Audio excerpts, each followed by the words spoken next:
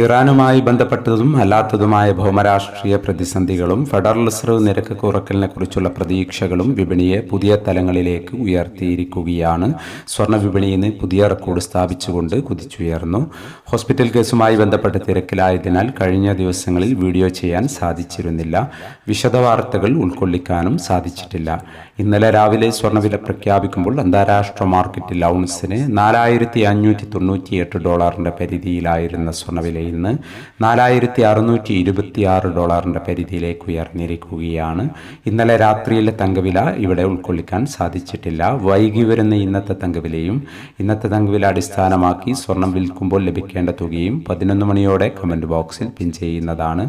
എല്ലാ വ്യൂവേഴ്സിൽ നിന്നും ഒരു ലൈക്ക് പ്രതീക്ഷിച്ചുകൊണ്ട് ഇന്നത്തെ സ്വർണ്ണവില നോക്കാം. ഇന്ന് പവന് 800 രൂപ കൂടി. ഇന്ന് 14/1/2026 പവന് 1,05,320, ഗ്രാമിന് 13,165.